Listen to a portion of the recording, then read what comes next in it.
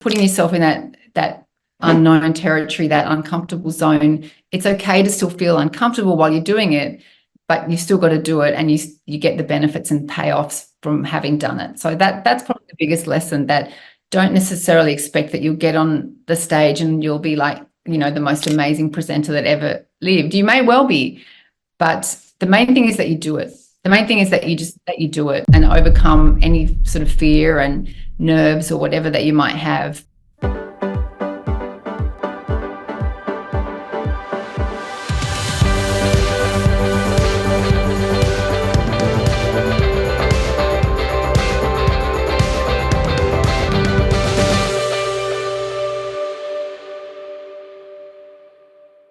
Right from the start of building out the Speaker Driven Business podcast, I knew that I didn't want it to be 100% solo episodes. It is so important to me that I get as much as I know about techniques, tips, training, education when it comes to speaking, communication, and pitching. It's so important to me to get that into the hands of as many people as possible. But I also knew right from the start that we'd have a few months of a really hard run at it. And then I wanted to be able to bring to you conversations and insights and perspectives. Now, some of those will simply be me changing it up a little, speaking into what I've observed through the conferences. We're going to so many speaking conferences this year around the world, into the conferences we've gone to, the speakers we've been witness to, and actually bring back to you my insights, my thoughts, how does this shape what we do next, all of that sort of stuff. The second type of conversation we wanted to bring to you as part of this, I guess creating a little bit of, pause and breathe and looking at those sorts of things, is actually bringing to you stories and excerpts from the incredible speakers that we have in our world who've gone on to do something quite extraordinary. And the third type of conversation I want to be able to bring to you is those that come directly out of the programs we're running. So we run a lot of programs where there is a lot of in-program content created, and sometimes those are conversations that we want to share with more people. So the first of those conversations is coming your way today to give you some room to breathe as we start this 2024. And this conversation is from the Speak Like TED program, which is actually kicking off in late January 2024. It is still open for enrollment and registration, but this is a conversation that we pre-recorded with Sophie Scott. Sophie Scott is an Australian Broadcasting Corporation journalist who transitioned out of that role just over a year ago to pursue professional speaking and commentating as a career.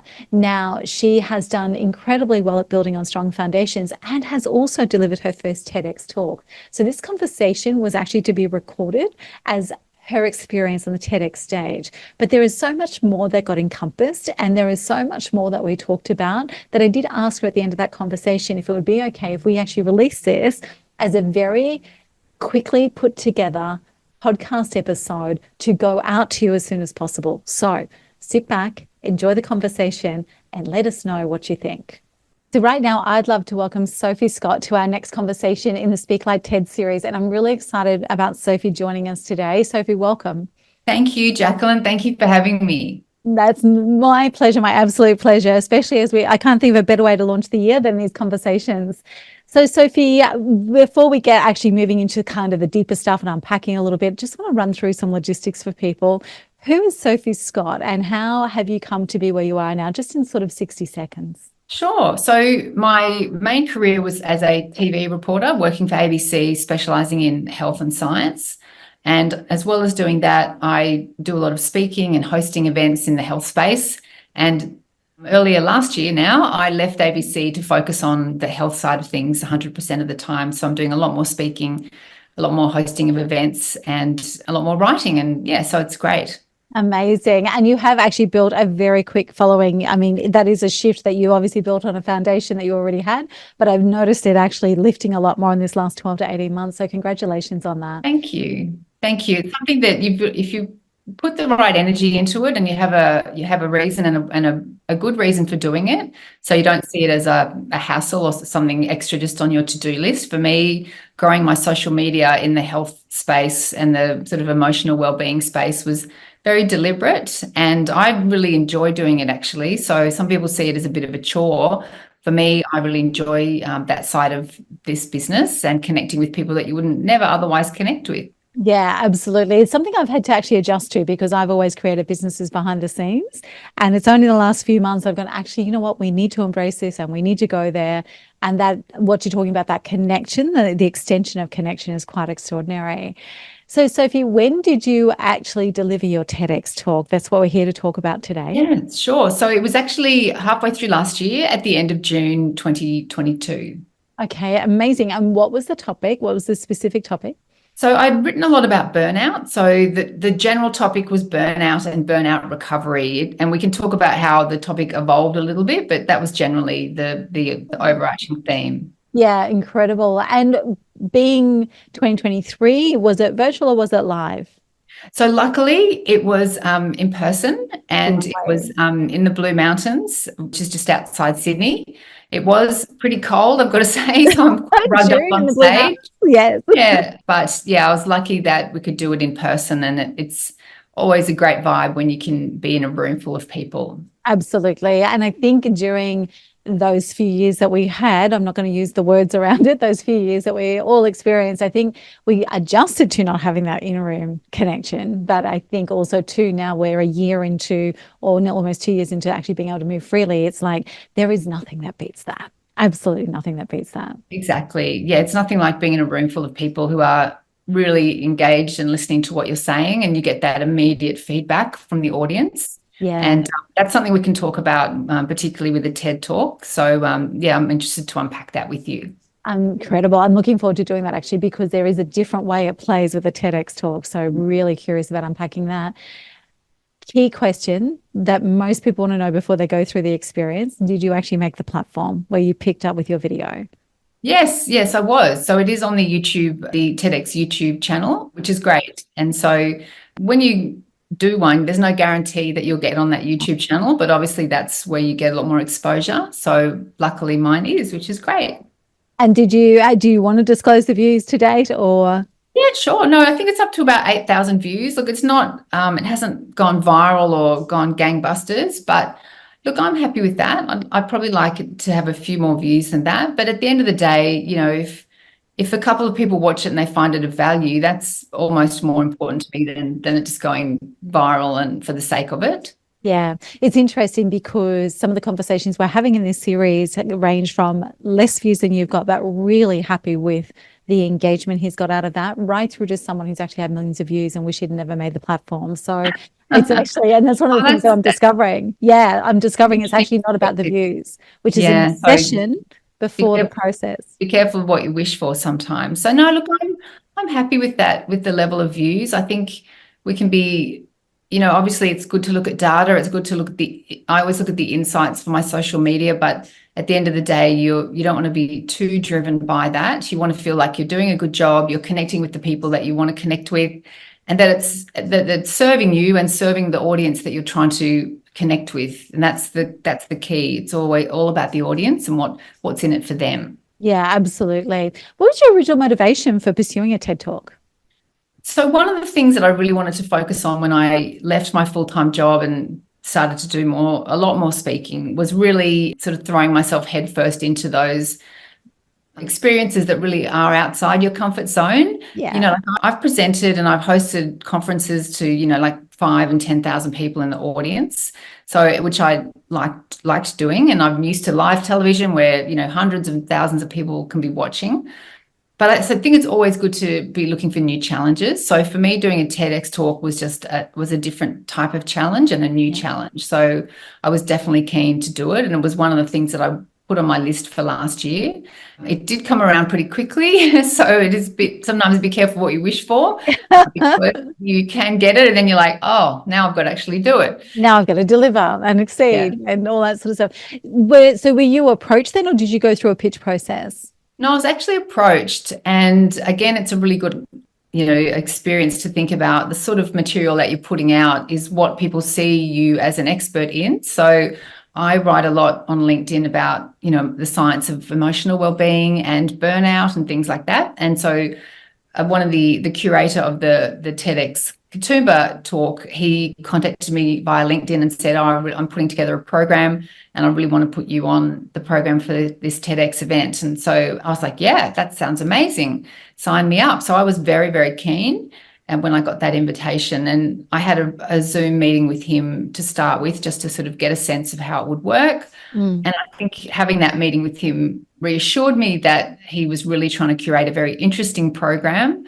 He actually delivers workshops on burnout as well. So he was a really good person to have as a curator and a coach for that process, because he knew the content as well as a bit about presenting as well. So he was, from a content point of view, probably the perfect person for Absolutely. for me to be the curator of the TEDx program. So yeah, it was a great invitation to get, and one that I really jumped at.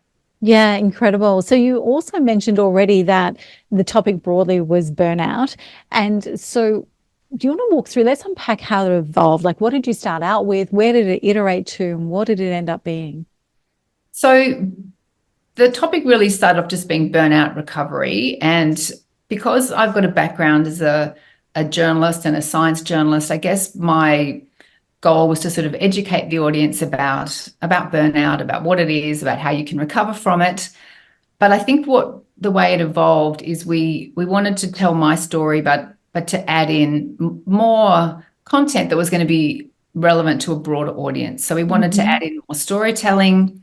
We wanted to add in more sort of emotional, moments and highs and lows, and probably lose a little bit of the educational content. So cut that back a little bit. And I think what it really evolved to was the concept of that you can get burnt out even in a job that you really enjoy. You don't have to be in a job that you hate to get burnt out. So and I think that was an important message, because that means that you're potentially reaching people who might be in a really good job but are feeling burnt out, and they're like, oh, yeah, that sounds just like me, rather than there's probably a smaller number of people who are in a job that they really hate and they're feeling burnt out. Yeah, I love that they're stretching out of it. So storytelling to me is really important. You're a journalist, you know how important that is. Storytelling is really important, but actually the storytelling was on purpose to broaden that appeal, wasn't it? It was actually bringing in those elements that could broaden who bought into this. And also, I think we fleshed out as well the storytelling aspect of my job and the parts of it that I really enjoyed, because we wanted to convey to the audience that I really loved my job, and I had some amazing moments in that job. And I went through a couple of the patient case studies that really stayed with me, the families that I met, and the people who I was able to tell their story to a really, worldwide audience. And so those are the sort of interactions with people that you never really forget. And it's also what made the job so rewarding in a lot of ways. So that was like the good side. And then the flip side was, ending up in burnout. And then we went into how that, impacts you and how I sort of found a way through it. But it was a really good experience in terms of thinking about how you could add in more emotional moments by bringing in the human element in terms of the patients that I'd come into contact with over the years. Yeah. So when it comes to, if you think about, you're a journalist by profession, you are experienced in speaking, emceeing, hosting events, things like that. What is the thing that you had to really adjust to? What was it that you resisted the most in the process? So the thing that I had to adjust to, well, there was probably a couple. One is, reducing the amount of educational content and the amount of information that was in there for the audience. Your audiences, it's good to have, education and facts and figures, but they can only absorb a certain amount. And after a while, it just sort of washes over them. So whereas in journalism, it's all about the facts. It's all about the information. You wrap it up in storytelling, but that's the core of what you're doing is trying to convey important facts and information to the audience. So reducing down the storytelling. But then I think the biggest lessons were, and still remain for me, to lose the habits of 25 years as a broadcast journalist in terms of the presentation style. Yes. So, TV presenting, for a start, you would never use your hands like this on television. You trained you always have to have your hands down, out of sight, not using them at all. And that's sort of the opposite of when you're presenting on stage. You want to use your hands. You want to use, and even on a webinar, you need to see your hands and use them. So that's one thing. And then also, I think with the way I deliver material as well, from a vocal point of view, 25 years of doing daily, TV scripts, and it's a very different way of presenting when you're presenting to an audience. You need to be, and this is what I'm learning, and one of the biggest lessons that I've learned from not just doing the TED talk, but presenting at conferences and to workplaces generally, is that you up there, but particularly when you're on a stage. I think the TEDx thing and this is probably my biggest takeaway from being on the stage, was that you need to practice being on a stage. I practice that talk over and over and over again to my dog, to my neighbors, to groups of people. But it's a very different thing when you actually step foot on that stage. And, I would, if I could go back and do anything again, I would just, I knew the content really well. I memorized it all and I was confident that I knew it all. But even though I'd practiced the talk so many times, I hadn't got onto a stage and practiced it in front of people. It's one of the foundational philosophies we have in Australia here, is because we call it the first 5 friendly stages, because until you get in the arena, you're actually on a stage and in front of people, the most glorious speeches may actually fail. And we actually have built a specific strategy around that for our clients. So they're the things that you learn, and you realize that you would have rather to have practiced on a stage, and that's the only thing you would change. What else did you love about the process? So there's obviously a lot involved. What did you love about the process of going through this experience from start to finish? So I think one of the things I loved was working with someone on developing a speech. My view is 2 heads are generally better than one. And so working with the curator and having his input into the talk, I really enjoyed that process. He was very encouraging and very, made you feel good about where the talk was up to. But I think his input made it better. So I think that was something that was definitely great. I think it's good. One of the biggest learnings for me was putting yourself in those uncomfortable positions, like stepping onto a stage to do a TEDx talk. That's how we grow, by stepping onto those uncomfortable positions. But what I learned was you still feel uncomfortable in the moment. It's not like you step onto that stage and like, oh, I've got it. This feels like a breeze. It's not necessarily, I actually felt quite nervous when I was doing the talk, and so I had a few of the physical symptoms of nerves, but I knew that the audience wouldn't have any idea that was how I was feeling. Yes. And so what I did was I said to myself, I really grounded myself on my feet on the stage and just, took some deep breaths and then just smiled and just kept going. And so that was a good lesson for me about how, you've got to be physically very grounded, and the audience really doesn't know what, how you're feeling. The most important thing is that you sort of sail through any little hiccups, but that, putting yourself in that unknown territory, that uncomfortable zone, it's okay to still feel uncomfortable while you're doing it, but you still got to do it, and you get the benefits and payoffs from having done it. So that's probably the biggest lesson, that don't necessarily expect that you'll get on the stage and you'll be like, the most amazing presenter that ever lived. You may well be, but the main thing is that you do it. The main thing is that you do it and overcome any sort of fear and nerves or whatever that you might have, because the audience, they don't really care about that. They just want to hear what you have to say, and they're just thinking, what's in it for them? We're all motivated by our own self-interest. In psychology, it's called the spotlight effect. We're thinking about, what is in this for me? So we're not thinking about, oh, gee, she's nervous or she didn't get that word right. They're thinking about, is there something in this that I can relate to and that I need to know? And so I think when you keep that in mind, it helps you too, because you think, well, I'm just here to deliver value to this audience. That's my goal. It's interesting because one of the things I spent a lot of time deconstructing great speakers before moving into this space. And I was very firm and rigid. The way that I got taught was almost like the speaking version of what you're talking about with journalism. You move this way, you stand here on the stage, you say these words, you do these actions. Like, it was very prescriptive. And what I learned watching thousands of speakers, was both live and online, was actually, if your content is amazing, I don't even care if actually you're breaking out in a sweat that I can see. I actually don't care. We had somebody we listened to in the US, and I was really looking forward to her. We went to a conference, opening keynote speaker. And she walked up to a lectern and she opened up notes and she read word for word. Now, in my previous experience, I would have been like, don't ever read, don't ever do this, don't ever do that. But what she did in reading it was she made it sound like she was reading it. You felt as though she was reading it because this was so important that she didn't want to miss anything.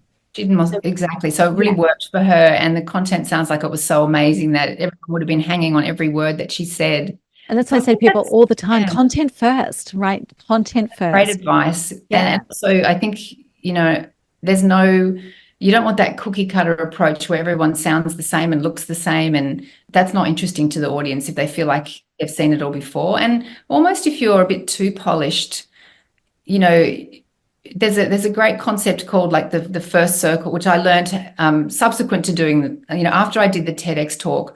One of my sons is an actor and he has just finished at NIDA. And so he did lots of amazing work himself on voice and on how to get up on stage and be an amazing actor. And so one of the things that he taught me was the concept of the second circle or the three circles. So the first circle is very much think someone like, Tony Robbins. So really over the top, almost a little bit aggressive and in your face and rah, rah, rah.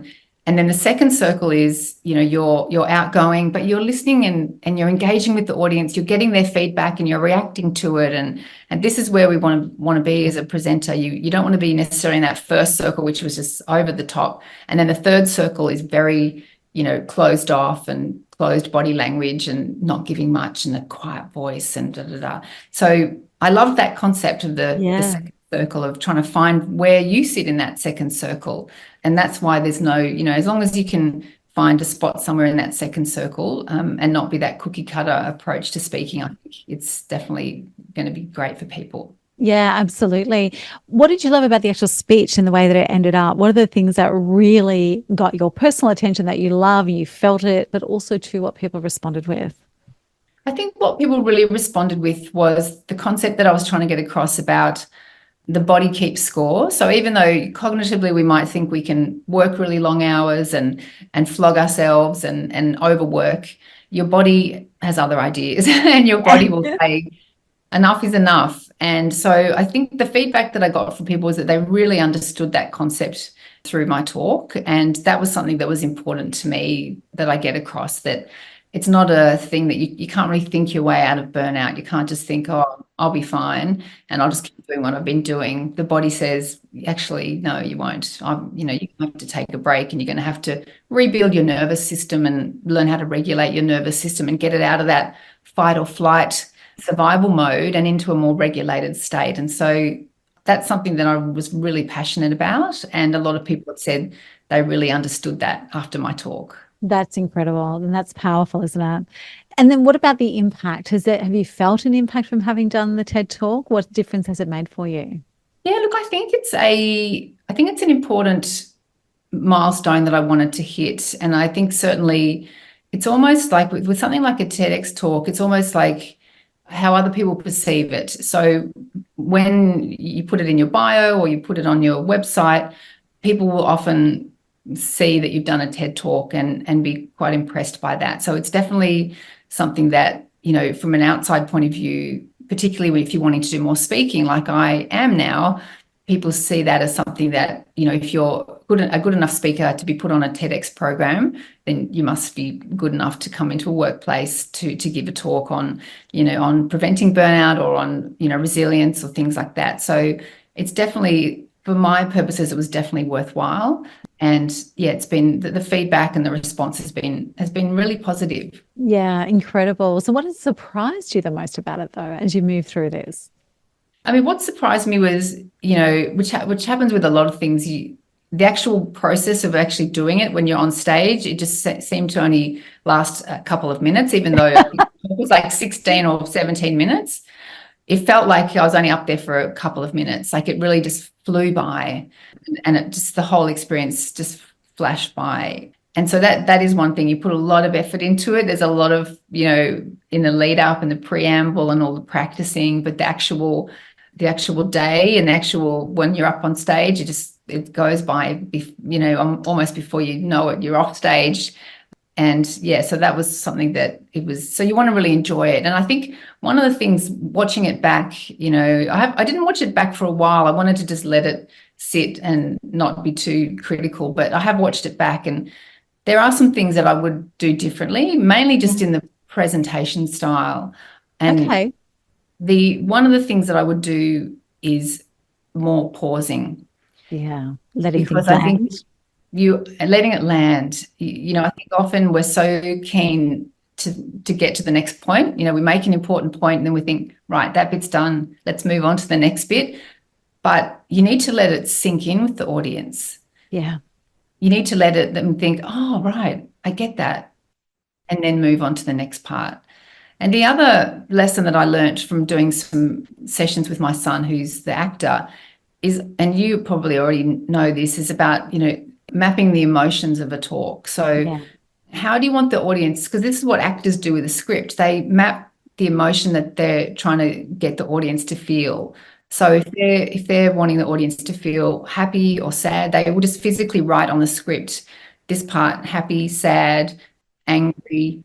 And then that way you can embody those feelings and those emotions in your presentation, because of the way the brain works. The audience sees that and then they think, oh, she's really happy, and then they're happy as well. And so I think I would have done more of the emotion mapping in Yes. terms of the presenting side of things. Even though it was there in the content, there were some sort of happy moments and sad moments, but I would have focused more on that in the presenting of it.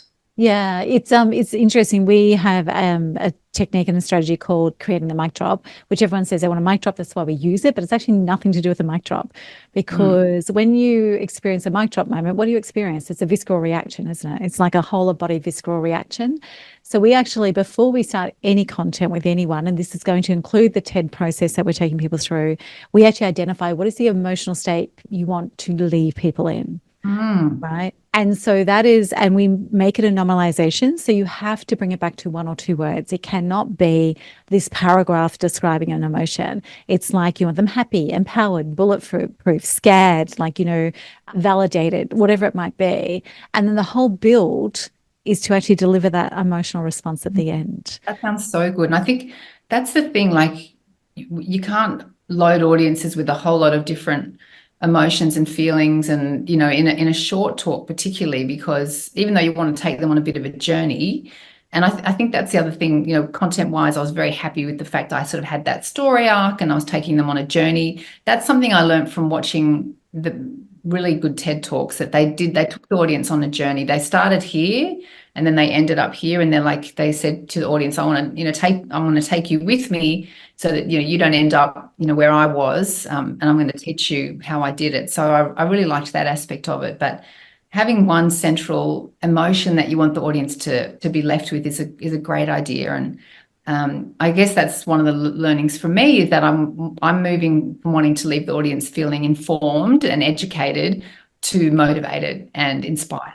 Yeah. And it's that activation element that I think we need. And that's what emotional mapping brings. People don't change anything unless you actually tap into their emotions. And so I love the fact, and I'm actually almost jealous that you have a son with NIDA experience. How useful as a speaker.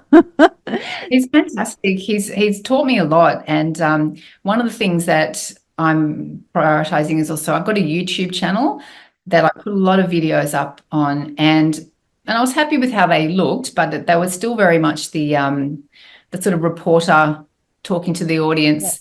And so through my sessions with my son Toby, and he made me just do each line, and then we'd stop, and then we'd do the line again, and so he was directing me, and we'd just record it and then edit it all together. And it seemed stilted and it seemed slow, but when you see it on camera, it just appears deliberate and thoughtful.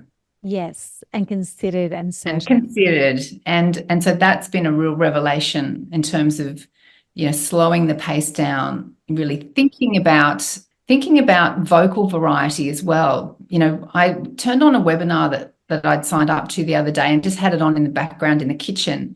And I had to actually turn it off, because the woman's, while it was an interesting content, her voice was all the same the whole time. And it really made you switch off. Yeah, it does. So finding that vocal variety is something that I've really learned and I'm really practicing and really focusing on in my presentations and on my YouTube channel as well. Do you think also too, because I have worked with broadcast journalists making that switch to keynote speaking before, and they transition to MC work really fast and easily, but not so easy to keynote speaking. And it's because that I think it's I usually describe it as it's a shift from narrating to immersing. Right. So as a broadcast journalist, you're narrating, and as a speaker, you have to immerse people and transport them to somewhere different. So do you think some of that, discovering the importance of emotional mapping, discovering the importance of vocal variety, do you think that's because your journalistic background is actually quite structured? Do you think that's where that comes from? Yes, definitely. And I think, your voice and your physical way of presenting, if you've been doing something for as long as I did, which was like more than 20 years as a broadcast journalist, even when I was on TV and on TV news, you get into habits with your voice. And so we'd have coaching to try to undo some of those habits. But this is an even bigger shift. It's an even bigger shift because you're trying to undo 20 years of habits and really learn how to speak again and learn how to present in a completely different way. So the more open you can be to it, though, and realize that there's nothing wrong with the way that I was doing it, nothing wrong with the way that journalists do it, but to really engage with the audience, you need to have that sense of connection. Yeah. And you need to feel like that you're just speaking to that one person in the audience. And you do that through, the emotional mapping, but also through pauses and through being much more deliberate with your words and almost sort of picking as if you're picking each word and for a very specific reason. And that's quite different to sort of the journalistic sort of TV news type of approach. I know one of my major roles as a coach is I will literally change word by word. I will change a word or two words and people will say, what? And then when we run through, it's like, oh, I understand it. And it's also quite often how the hell did that make such a difference? It's, it's like literally, but that is one of the things that I picked up on is that every single word matters. And, the more deliberate we get, and then I felt validated myself one time when I read Jerry Springer's book, and he talked about he can take months over one or two words to get them right for his stand-up comedy. Now, he is the global standard of stand-up comedy. Let's be honest, it's not the local open mic night, but I just went, okay, so it does matter to get this right. It does matter, and then things like Martin Luther King's speech was written 13 times before he delivered it. And the I Have a Dream was ad-libbed at the end. Hitler had 27 script writers writing his speeches. Right. And they all worked on one speech at a time. It wasn't 27. They all worked on one speech at a time. So that's for good and for evil, Martin Luther King and Hitler, but they all labored over each and every word. Right. So it's as you build this craft, this is the way that we actually need to build it because it's word by word and that engagement, that emotional mapping and embodiment. Like I say to people sometimes you can't get the gravitas into the words, so embody it so people can feel it. You need to embody that emotion so that the audience can see it and feel it. And that's something that I've learned as well, because as a TV news journalist, you're not about trying to elicit emotions in the audience. You're trying to just deliver facts. And so that's where the leap comes in. Yeah, absolutely. I'm going to ask a quick question here that's just occurred to me. With the things that you've realized and learned through this process, if you were to deliver the same speech again, what do you think would be the major difference that we would feel as an audience? So I think I would do the emotion mapping. I would have put a lot more pauses in, a lot more vocal variety. I think the audience would come away feeling more empowered and motivated and to think about how they need to look after their own well-being so they don't end up feeling burnt out. Which is what I wanted them to feel, but I think probably some of them did go away feeling that, but I think more people would go away with that view if they like that drop from head to heart. Exactly. It's like I understand it to, oh, I'm doing this. And exactly. I love that. That's a great analogy, Jacqueline. So I feel like the journalistic side of, and a lot of people, you don't just need to be a journalist to be living up in your head. Most of us live up there most of the time. So, but I guess getting out of that and getting into your heart and your body and getting people to take action and feel emotion based on what you've said. that's where the magic happens. And that only comes through training and practicing and learning these techniques that you obviously teach your people that you're coaching, which is just so valuable. I think it's interesting. It's the same journeys you've gone through, though, as to why I know these things, because I would go and speak. I am a CSP. There's a certain level of effort required to get to that, a certified speaking professional. But I would go and speak and I could be going really well, and all of a sudden something wouldn't work because there'd be a different kind of audience member or a different kind that would just like highlight to you that there was something missing. And so it was this constant quest, which I think is never ending. I don't think I'm ever actually going to let go of it. That's an interesting point about feedback, because one of the things with the TEDx talk that they tell you, because it's being filmed and it's primarily to put on video, so even though there's a live audience, they actually say, we don't want you to interact with the audience or look at the audience. And I found that really disconcerting because it sort of goes against everything you normally do as a speaker. You're normally making eye contact and trying to engage the audience. So I think if I went back and did it, I'd probably, even though, I knew to look at the camera and I knew to focus on the camera, I think for that feedback, I probably would have put a bit more audience interaction in terms of just, checking in with the audience to get that direct feedback, which I think it lifts you as a speaker when you get that direct feedback. So also too, actually really funny story on that. So when we all went into COVID, because we're actually Professional Speakers Association, we were actually all at a conference the weekend of lockdown, right? So that was an interesting environment to be in, watching everyone's world blow up. But it was really interesting because Lucy Bloom, who's a professional speaker, I don't know if you've come across Lucy, we had a lot of like just support forums and conversations going on in the months afterwards. And when we started getting paid again to speak, but virtually, she actually made this really interesting comment. She said, I thrive on speaking. I come off a stage, I meet people, I love it. It's the best thing on my planet. I never thought that I could be so blessed as this. And she said, now we're on Zoom. And she said, I come off a speech and I need a nap, right? Because there's no feedback. No feedback, I know. Yeah. Yeah. I find presenting when you don't see the audience and when you're on Zoom very challenging, because you need to really up your level of energy, up your performance with nothing back, because you're getting nothing back whatsoever. And it really is a challenge. I also gave a talk in a nursing home just before Christmas, and that was similar as well. Like, you didn't get the normal feedback that you would get. And so it was a great example of just keep calm and carry on. I always say to people, if you're worried about whether or not you can land your content in any audience, and this is no disrespect, but go and deliver it to an executive level room of legal, technical, engineering professionals. And if they love it, and you can run with it. It's one of those, and the feedback is interesting as well, because you've got to be careful what feedback you take on.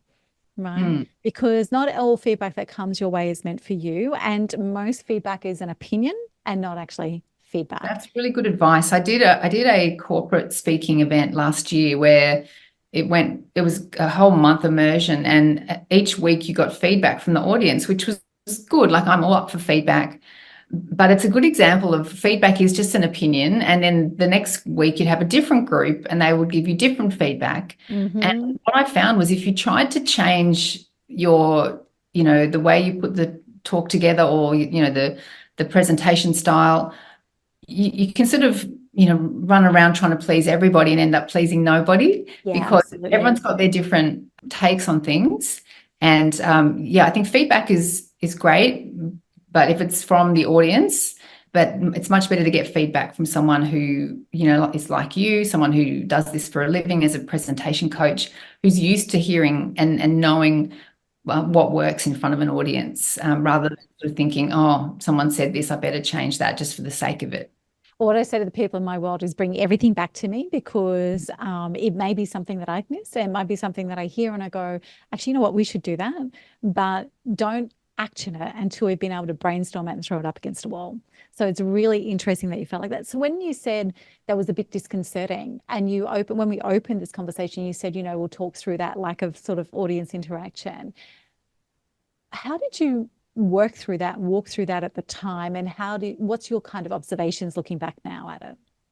I think if I had practiced the talk on a stage before doing it, and practiced not looking at the audience and just focusing on the cameras, then I would have been more prepared for that experience. So I guess it's like, even though I went up on stage the day before, and, which I highly recommend people do. If you can get on the actual stage you're going to be talking on, but there was no one in the room. So, and there was, it was bright lights, and it wasn't like the room was dark and everything like that. So I think in hindsight, it would have been good to get up on a stage with people and practice giving a talk where you're not really engaging with the people. But having said that, I think it would have been good just to, every now and then just glance at the audience and get a bit of a smile here and there, just so that you can get that feedback and keep going. But it is an unusual experience, because it is quite different to what happens with most talks, when you do interact with the audience a lot, and you're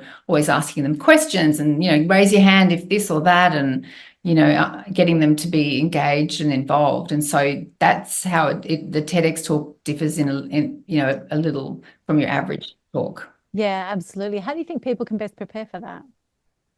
I think just actually doing it. So getting up on a stage and practicing, giving a talk, focusing more on the cameras rather than the audience, so that when you actually do it, you're used to it, and you're used to being able to look at the camera like this, and then not too much, because you obviously want to focus on the camera, but finding that balance between focusing on the camera, which will mean that you're looking at the audience who are watching it back at home when it goes on the YouTube channel, but still engaging a little bit with the audience as well. Yeah, incredible. Sophie, I could speak to you all day long. We're going to have to actually wrap this one out. So I'm going to just close with 3 quick questions, if that's okay with you. And the first one is, and you kind of covered a lot of this, so I think if we can just bring it in summary format, what do you think is the greatest improvement in your skills from doing this? The greatest improvement in my skill is probably looking at where the gaps were. I'm always open to thinking about how can I be better. I was really happy with the content. I wouldn't have written anything different in terms of my TEDx talk, but the biggest improvement was understanding that I wanted more training in the art of presenting, the art of being a presenter, and the performative aspect that goes with that.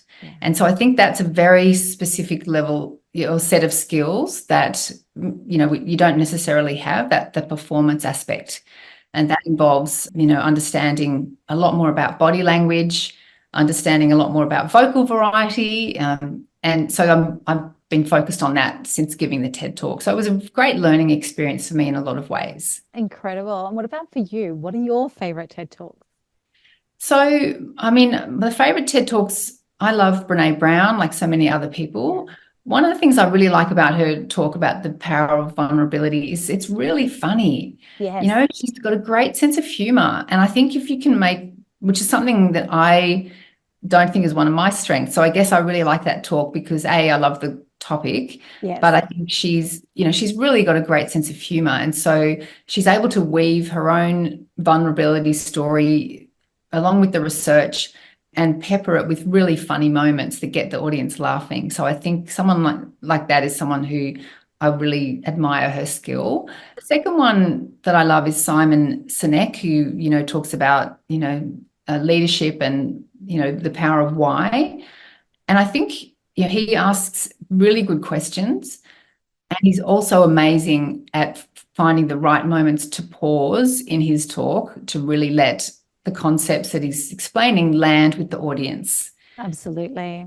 He's also masterful because not everyone can ask questions well, especially in that sort of format.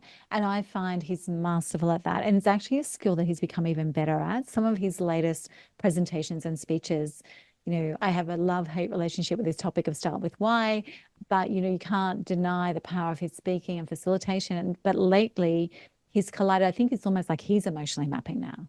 And he's collided that with his ability to ask these extraordinary questions, land them, and then almost circle back and give you a way to think about them. Yeah, so he's very, very clever, but not in a sort of, I know I have all the answers and I'm just, here I am telling you what I think. And he's got that level of, I'm on your level. And the same with Brene. You really just feel, particularly with Brene, that like she's just speaking to you. Yeah. She's just speaking to one person. And that's what you want the audience to feel. That's what I'm aiming with my YouTube channel now, that you get the sense that that you're just speaking to that one person who's watching, and they're really getting a lot out of what you're saying rather than being lectured at. Yeah, it's about conversation. I always say it's about speaking to one person at one time on one topic, no matter where you are. And that sounds like what's actually really appealing to you with both Brené and Simon is that conversational. I'm in conversation with him right now. I'm watching him on YouTube with 17 million views, but I'm in conversation with him right now. Yeah. Exactly. Amazing. So no, there's so many amazing TED Talks out there, but they're probably the two that I really like. Yeah, absolutely. And so would there be another TED Talk on the horizon at any point? Yeah, I would love to do another one, actually. Look, I probably want to really keep focusing on the training that I'm doing in the presentation, and to really, feel like I'm as good as I can possibly be. But I would love to do one. I'm writing a lot about the power of connection, particularly as we've got this sort of epidemic of loneliness at the moment. And so that's something I think that's something that a lot of people would find interesting. Yes. And it would be, something that is a little bit different to my previous TED Talk. So, yeah, who knows? You never know. Never say never. And if I got the opportunity, I would definitely jump at it again. Well, there you go. And the power of connection is something that I think is a beautiful way to end this. Sophie, it has been amazing connecting with you today. Thank you so much. Thanks, Jacqueline.